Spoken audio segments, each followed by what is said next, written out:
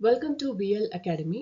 In the video, bank reconciliation statement, other exercise problem number 3, நம்ம பார்க்க போறோம், which is in page number 6.22 and 6.23. So, இதுதாங்க third question. இதுவும் வந்து balance as per cash book தான். So, cash book balanceலேருந்து நாம இந்த items எல்லாம் add பண்றதா, deduct பண்றதான்னு நம்ம பார்க்கணும். நான் ஆக்சுவலி இது கொஞ்சம் பெரிய ப்ராப்ளம் அப்படிங்கிறதுனால நான் ஆன்சர் தானே ஸ்லைடில் போட்டிருக்கேன்.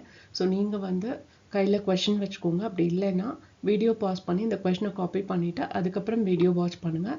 அப்போ தான் உங்களுக்கு புரியும். ஓகேங்களா? ஸோ இங்கே ஃபர்ஸ்ட் ஒன் வந்து bank balance as per cash book. அது வந்து 4,850 rupees.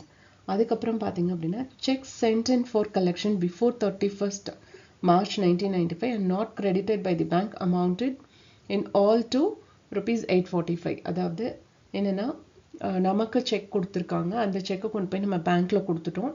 பட் அந்த பேங்க் வந்து இன்னும் நம்ம அக்கௌண்ட்டுக்கு அமௌண்ட்டை கிரெடிட் பண்ணலை. ஸோ அது வந்து என்னென்னா check deposited but not credited in the passbook. அதை வந்து நம்ம லெஸ் பண்ணணும். ஏன் அப்படின்னா ஒன்ஸ் நம்ம செக்கை ரிசீவ் பண்ண உடனே நம்ம கேஷ் புக்கில் என்னென்ன எழுதியிருப்போம், இந்த மாதிரி நம்ம அந்த அமௌண்ட்டை ரிசீவ் பண்ணிட்டோம் அப்படிங்கிற மாதிரி மென்ஷன் பண்ணியிருப்போம். பட் இப்போ வந்து அந்த அமௌண்ட் இன்னும் வரல ஆஸ் ஆன் 31st March 1995 அப்படிங்கிறப்போ நம்ம என்ன பண்ணோம், அந்த அமௌண்ட்டை லெஸ் பண்ணணும். ஓகே, ஆல்ரெடி நம்ம ஆட் பண்ணியிருப்போம் வந்துருச்சுன்னு, பட் இன்னும் வரல அப்படிங்கிறதுனால அதை லெஸ் பண்ணணும். அடுத்தது வந்து check issued before 31st March 1995 but not presented for payment amounted to 885. இது வந்து என்னென்னா நம்ம வந்து பே பண்ணுறதுக்காக செக் கொடுத்துட்டோம். பட் அந்த செக் அவங்க இன்னும் பேங்க்கில் கொடுத்த அமௌண்ட்டை வாங்கலை. ஸோ அதனால் நாம் என்ன பண்ணியிருப்போம், ஒன்ஸ் செக்கு கொடுத்த உடனே அந்த அமௌண்ட்டை பே பண்ணிட்டோம் அப்படின்னு சொல்லி நம்ம லெஸ் பண்ணியிருப்போம். ஓகேவா? என்கிட்ட 1000 ரூபாய் இருக்குது, அதில் 500 ரூபாய் வந்து நான் உங்களுக்கு கொடுத்துட்டேன் அப்படின்னு சொல்லி நான் வந்து கணக்கு எழுதி வச்சுருக்கேன். என்கிட்ட இப்போ 500 ரூபாய் தான் இருக்குன்னு. பட் அவங்க வந்து இன்னும் நம்மக்கிட்ட வாங்கலை 500 ரூபாய். நம்ம பர்ஸில் 1000 ரூபாய் தான் இருக்குது. ஸோ நம்ம கணக்கை முடிச்சாகணும் அப்படின்னா என்ன பண்ணணும், நம்ம லெஸ் பண்ண அந்த 500 ரூபாயை திரும்ப ஆட் பண்ணணும். ஓகே, ஸோ அதுதான் நம்ம இங்கே பண்ணியிருக்கோம், அந்த 885 rupees. அடுத்தது the banker has charged a sum of ₹100 towards incidental charges. So அவங்க பண்ணுற இந்த சர்வீசஸ்க்கெல்லாம் அவங்க ஒரு 100 ரூபாய் சார்ஜ் பண்ணுவாங்க. அது நம்மக்கிட்ட கேட்க மாட்டாங்க, நம்ம அக்கௌண்ட்லேருந்து எடுத்துருவாங்க. எடுத்துட்டு நமக்கு இன்ஃபர்மேஷன் மட்டும் சொல்லுவாங்க, இந்த மாதிரி நாங்கள் எடுத்திருக்கோம் அப்படின்னு. ஸோ அந்த மாதிரி நம்ம பேங்க்லேருந்து 100 ரூபாய் வெளியில் போயிடுச்சு அப்படின்னா கேஷ் புக்லேயும் அந்த 100 ரூபாய் வெளியில் போகணும் இல்லையா? அதனால் அதை நம்ம என்ன பண்ணணும், லெஸ் பண்ணணும். Okay, and next one is the banker has given a wrong credit for rupees 250. So wrong credit அப்படின்னா என்னென்னா நம்ம அக்கௌண்ட்டில் 280 ரூபாய் தப்பாக போட்டு வச்சுட்டாங்க. ஸோ நம்ம பேங்க் பேலன்ஸ் இன்க்ரீஸ் ஆகுது. இப்போ நம்ம கேஷ் பேலன்ஸும் இன்க்ரீஸ் ஆகணும். அதனால் இந்த ராங்லி கிரெடிட்டட் பை தி பேங்கரை நம்ம ஆட் பண்ணியிருக்கோம். அது அவங்க அங்கே கரெக்ட் பண்ணுறப்போ நாம் இங்கே லெஸ் பண்ணுவோம். ஓகே, ஆஸ் ஆஃப் நவ் அவங்க இன்னும் கரெக்ட் பண்ணல, தப்பாக அவங்க கிரெடிட் பண்ணிட்டாங்க. அதனால அதை நம்ம கேஷ் புக்லேயும் காமிக்கிறோம். Okay, and next one is Mr. Nathan has paid into bank directly a sum of rupees 300. So டைரெக்டாக நம்ம அக்கௌண்ட்டுக்கு அவங்க பே பண்ணிட்டாங்க. பேங்க்குக்கு போய் இந்த பர்சனோட அக்கௌண்ட்டில் இந்த 300 ரூபாய் நான் அவருக்கு கொடுக்கணும், நீங்கள் அவரோட அக்கௌண்ட்டில் போட்டுருங்கன்னு சொல்லி நம்ம பேங்க்கில் கொடுத்துட்டாங்க. ஸோ அங்கே 300 rupees கொடுத்த உடனே நமக்கு பாஸ்புக்கில் 300 ரூபாய் அதிகமாயிரும். ஓகே, அப்போ நம்ம கேஷ் புக்லேயும் அதிகப்படுத்தணும்.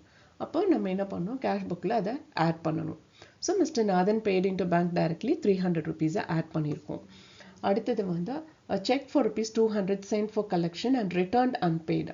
ரிட்டர்ன்ட் அன்பெய்டுனா அதாவது அவங்க செக்கு கொடுத்துருக்காங்க, அவங்க நமக்கு 200 ரூபாய் தரணும், அதுக்கு பதிலாக செக் கொடுத்தாங்க. அந்த செக்கை கொண்டு போய் பேங்க்கில் காமிச்சோம், பட் அவங்க 200 ரூபாய் தரல.